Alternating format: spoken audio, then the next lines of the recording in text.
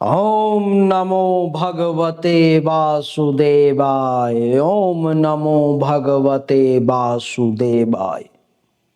मेष राशि वालों, महाविस्फोट होने जा रहा है।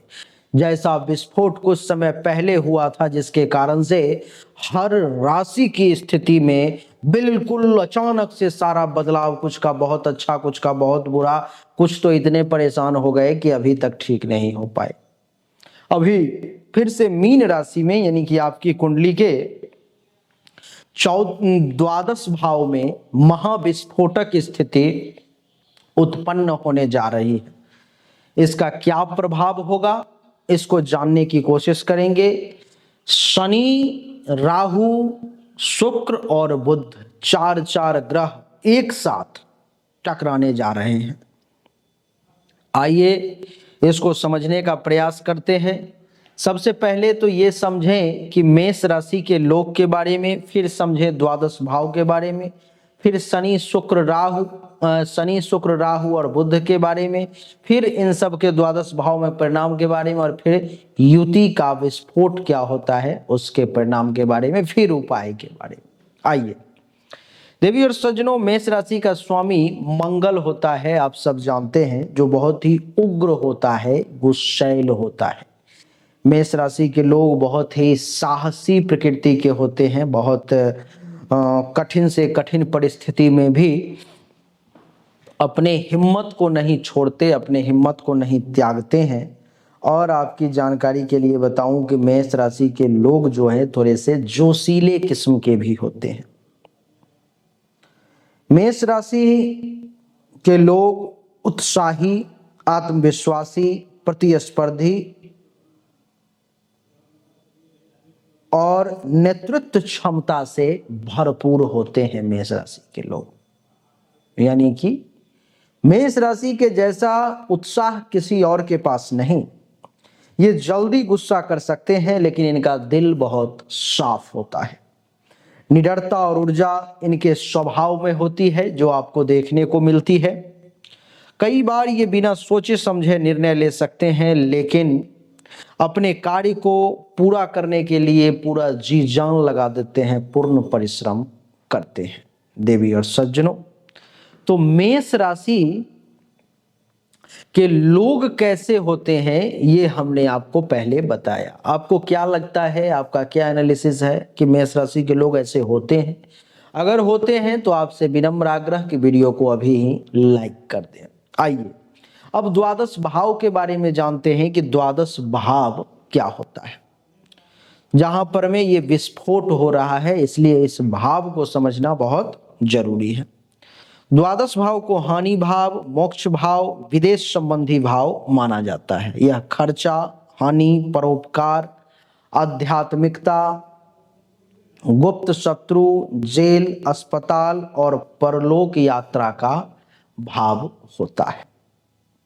इस भाव से व्यक्ति के अंतर्मन और उसके गुप्त कर्म और विदेश यात्रा आदि का विश्लेषण किया जाता है। यदि यह भाव मजबूत हो तो व्यक्ति बहुत ही ज्यादा आध्यात्मिक, परोपकारी और रहस्यवादी होता है। लेकिन अगर अशुभ हो, मजबूत नहीं हो, खराब हो, तो आर्थिक नुकसान, मानसिक तनाव और गुप्त शत्रुओं में भी काफी वृद्धि हो जाती है। तो ये आपने द्वादश भाव के बारे में समझ लिया। अब द्वादश भाव में जो ये चारों ग्रह हैं उसके प्रभाव को एक एक करके समझें कि क्या क्या ये इस आने वाले 2 महीने में आपको देंगे। शनि, सबसे पहले शनि को समझते हैं। न्याय और कर्म का कारक ग्रह है शनि। अनुशासन, परिश्रम, विलंब, संघर्ष और आध्यात्मिकता को दर्शाता है ये शनि। द्वादश भाव में यह विदेश यात्रा, एकांतवास, साधना और मानसिक तनाव, ये सब कुछ ला सकता है अप्रैल और मई के महीने में शनि। वैसे ये शनि 2.5 साल है, तो ये सारा परिणाम 2.5 साल तक ये देता रहेगा। बात करेंगे राहु की। राहु कुंडली के 12वें भाव में है। छल, भ्रम, मायाजाल और प्रत्याशित घटनाओं का कारक होता है राहु। द्वादश भाव में राहु आपको विदेश यात्रा, गुप्त शत्रुओं से संघर्ष और रहस्यमयी घटनाओं की ओर ले जाने का प्रयास कर सकता है। शुक्र की बात करते हैं। द्वादश भाव में शुक्र है क्या वैसे? तो सौंदर्य, प्रेम, भोग विलास और ऐश्वर्य, इन सब का कारक होता है शुक्र। द्वादश भाव में यह शुक्र आपको विदेश से सुख, रोमांस, खर्चा और विलासिता को बढ़ाने का प्रयास कर सकता है। बुध क्या है? बुध बुद्धि है, तर्क है, संवाद है और व्यापार का कारक है। द्वादश भाव में बुध व्यक्ति की मानसिक स्थिति को प्रभावित कर सकता है और विदेश से जुड़े व्यापार के योग भी आपके लिए बना सकता है। ये बुध है जो द्वादश भाव में ये परिणाम देगा। ये तो हो गया अलग अलग, लेकिन इन सब का जो विस्फोटक टकराव होने जा रहा है उसमें क्या परिणाम देगा तो उसको समझिए। मेष राशि की कुंडली के द्वादश भाव में इन 4 ग्रहों का टकराव और विस्फोटक स्थिति, शनि और राहु का मेल विदेश में अस्थायित्व देगा। कोई विदेश में जाकर के पीआर लेना चाह रहा था, परमानेंट रहना चाह रहा था, तो उसको वो मिल सकता है।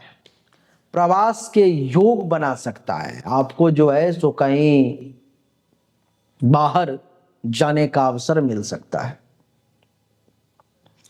आपको बता दूं कि द्वादश भाव में शनि राहु का मेल अचानक से आपको बहुत ऊंचाई पर ले जा सकता है। दूसरा, मानसिक तनाव और भ्रम भी दे सकता है। राहु के कारण आपको मानसिक तनाव, निर्णय लेने में कठिनाई और गुप्त शत्रुओं के द्वारा भी कुछ परेशानी का सामना जो है सो करना पड़ सकता है।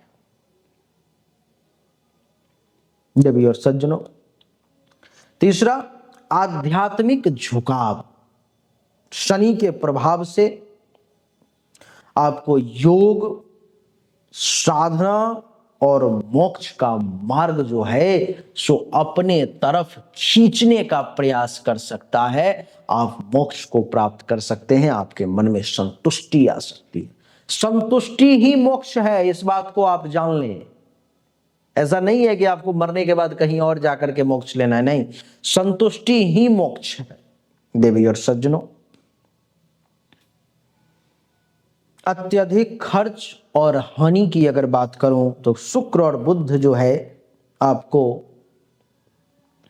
भोग विलास खूब करवाने का प्रयास करेगा। भोग विलास, सुख सामग्री, सुख संबंधी चीजों में आपका पैसा जो है इस समय में खूब खर्च हो सकता है।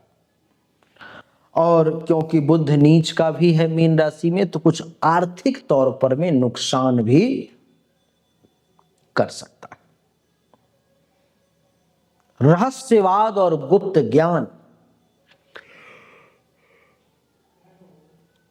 की अगर बात करूं तो राहु और शनि के कारण आप गुप्त विद्या, ज्योतिष, तंत्र मंत्र और रहस्यवादी ज्ञान में इस समय में रुचि ले सकते हैं। आपका इंटरेस्ट बढ़ सकता है और आप इसकी बहुत सारी जानकारी जो है सो प्राप्त कर सकते हैं। प्रेम और संबंध,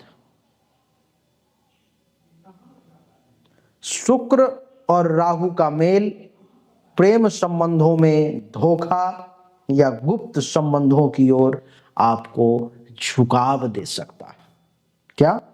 शुक्र और राहु का मेल प्रेम संबंधों में बाधा, धोखा या गुप्त संबंधों की ओर, छुपे हुए कुछ अनैतिक संबंधों की ओर आपके झुकाव को बढ़ा सकता है। शनि के लिए इस समय में आपको हनुमान चालीसा का पाठ करना चाहिए। राहु के नकारात्मक प्रभाव को कम करने के लिए गणेश जी का ध्यान करना चाहिए। बुध के लिए हरी वस्तुओं का दान करना चाहिए। शुक्र के लिए माता लक्ष्मी की पूजा और शुक्रवार के दिन जो है सो सफेद वस्त्र को आपको धारण करना चाहिए, आपके लिए अच्छा रहेगा। तो देवी और सज्जनों, यही थी मेष राशि वालों के लिए ये महाविस्फोटक स्थिति का प्रभाव कि क्या होने वाला है। बहुत कम समय में हमने गागर में सागर भरने का काम किया है। मेष राशि वाले, क्या आपने कभी सोचा है कि आपसे जो कमजोर लोग थे पढ़ाई लिखाई में, मेहनत परिश्रम में, वो लोग भी आज आपसे आगे निकल गए? ऐसा क्यों हुआ कि आपने सोचा? आप कहेंगे बिल्कुल सोचा गुरुदेव, उनको भाग्य का साथ मिला, हमें भाग्य का साथ नहीं मिला, इसीलिए मैं आगे नहीं निकल पाया और वो आगे निकल गए। बिल्कुल सही बात है। आपको भाग्य का साथ नहीं मिला और भाग्य का साथ मिले इसके लिए आपने क्या किया? आप कहेंगे इसके लिए तो मुझे कोई जानकारी ही नहीं थी, कुछ नहीं किया। आपको चाहिए कि आपके भाग्य का मालिक देवगुरु बृहस्पति है। देवगुरु बृहस्पति का रत्न जो है सो पुखराज है। पुखराज आपको धारण करना चाहिए, संभव हो तो सोना में, नहीं तो ब्रॉन्ज में। यही आपको भाग्य को मजबूत कर सकता है और जीवन के समस्याओं को कम कर सकता है।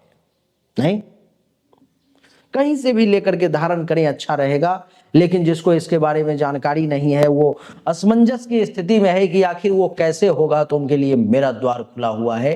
पुखराज रत्न अंगूठी के साथ पूजा पाठ सिद्धि करके मात्र 25,000 रुपए में आपको मिल जाएगी। पुखराज उपरत्न मात्र 5,000 रुपए में आपको अंगूठी के साथ पूजा पाठ सिद्धि के साथ मिल जाएगी। आप जो सक्षम है दोनों में से व्हाट्सएप पे मैसेज कर लें और पेमेंट कर लें, आपको 10 दिन में वो रत्न प्राप्त हो जाएगी। अगर आप पर्सनली अपने बारे में जन्म कुंडली या हस्तरेखा के अनुसार जानना चाहते हो तो जन्म तारीख, जन्म समय, जन्म स्थान, दोनों हाथ के हथेली का फोटो व्हाट्सएप पे भेजें। जो उचित शुल्क होगा जमा करेंगे, आपको सही और एक्यूरेट जानकारी प्राप्त होगी।